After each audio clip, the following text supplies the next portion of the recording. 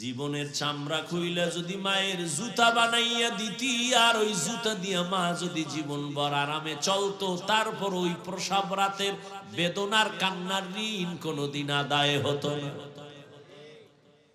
জীবনের মূল কষ্ট মায়ের প্রসব বেদনা, সাত আসমান সাত জমিন তখন মায়েরই মাথায়। জীবনের মূল কষ্ট মায়ের প্রসব বেদনা, সাত আসমান সাত জমিন তখন মায়েরই মাথায়। এমন মাকে কেমনে আজি, এমন মাকে কেমনে আজি যাব আমি ভুলিয়া। ও আমার প্রাণের মা, মা গো মা, কোথায় গেলে মোরে ছাড়িয়া। জনম দুঃখী ইয়াতীম আমি, চাই না কেহ ফিরিয়া। আমি যখন ছিলাম আমার মায়ের উদরে, চলাফেরা করলেন যে মায় কত কষ্ট করে। আমার সুন্দর মুখ দেখে মা, আমার সুন্দর মুখ দেখে মা ব্যথা যায় দে হাসাইয়া।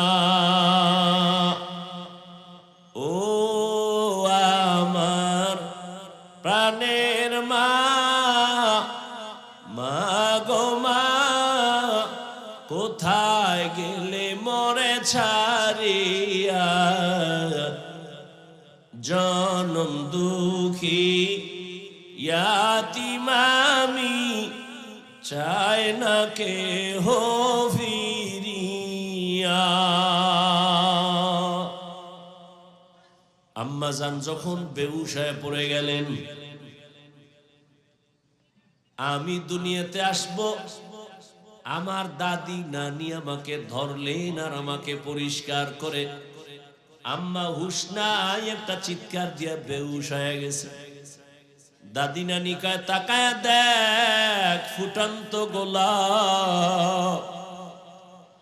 যেই মায়ের মাথায় সাত আসমানের বোঝা, চোখে পানি,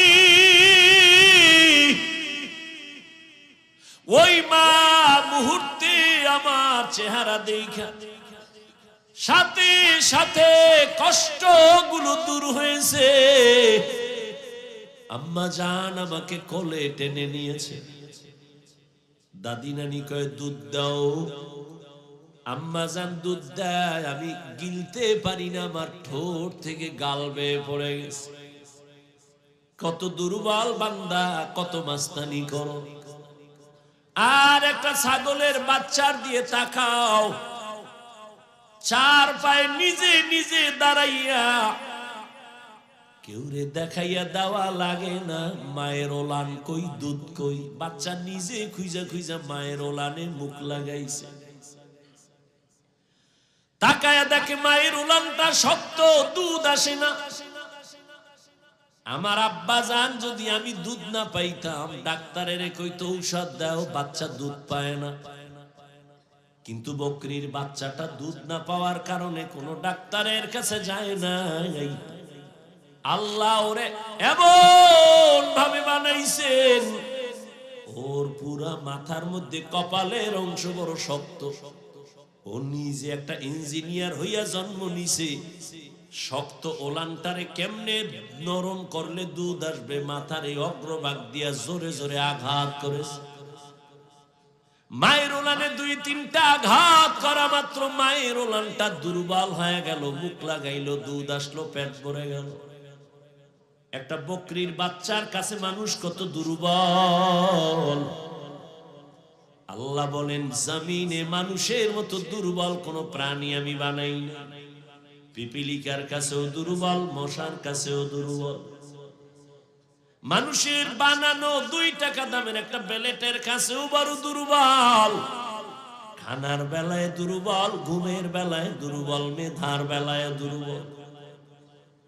সবাই এমবিবিএস ডাক্তার, এফসিপিএস এর সার্টিফিকেট নেওয়া, এফআরসিএস এর সার্টিফিকেট নেওয়া, কিন্তু এরপরও এক একজন আর একজনের কাছে কেমন দুর্বল। মেডিসিনের ডাক্তারের কাছে গিয়ে যদি কই আমার গলায় আওয়াজ হয় না, কি করুম? কয় এই বিষয়ে আমি ডাক্তার না। কয় কি করুম? কয় নাক কান গলার কাছে যাও। নাক কান গলাওয়ালা আমার নাক কান গলা দেখবে, যদি বলি পেটে সমস্যা, আমি সরি পারবো না। দুনিয়াতে একে অন্যের কাছে মেধার বেলায় দুর্বল। দুনিয়ার মেধা, আখিরাতের লাইনে ধর্মের মেধায়ও সবাই। যে ব্যক্তি কোরআন পড়তে পারেন না, যে করতে পারে তার কাছে দুর্বল। যে কোরআনের শুধু রিডিং পারে, অর্থ জানে না, অর্থ জাননেওয়ালার কাছে দুর্বল। যে অর্থ জানে, তাফসীর জানে না, তাফসীর ওয়ালার কাছে অর্থ জাননেওয়ালা দুর্বল। একজনে অর্থ জানে, তাফসীর জানে, কিন্তু ফতুয়া দিতে পারে না, মুফতি সাহেবের কাছে তাফসীর ওয়ালা দুর্বল। এক কথায় মানুষের মতো দুর্বল কোন প্রাণী আল্লাহ বানান নাই। এই দুর্বল মানুষটা কেমনে যে আগাবো জান্নাতের পথে, বড় আমি অসহায়। আবার যেই রাস্তা দিয়ে হাইটা যাব, ওই রাস্তাও বড় খারাপ। কয় দুনিয়ার বাজার বড় খারাপ, এই বাজারের মধ্যে দিয়েই জান্নাতে ঢোকা লাগবে। কয় বাজারও খারাপ, আমিও দুর্বল। কয় বাজার কেমন খারাপ? নবী বলেন দুনিয়াতে সব থেকে উত্তম জায়গা মসজিদ, আর খারাপ জায়গা বাজার। বাথরুমের নবী খারাপ না কইয়া বাজারের খারাপ কেন বললেন? বাথরুমে এমন অন্যায় হয় না, বাজারে গেলে যেই অন্যায় হয়। এজন্য বাজার খারাপ। কিন্তু কিছু মানুষের ঘুম ভাঙ্গে বাজারে, ঘুম আসে বাজারে। সারাদিন দোকানে বসে চায়ের দোকানে সাফাবাজি করবে আর ফাও চা খাইবে। এরকম সাফাবাজ আছে না? আওয়ামী লীগের একটারে ভাইলে ফার্ম দিয়া ফিরি 2 কাপ চা, ঠিক নি?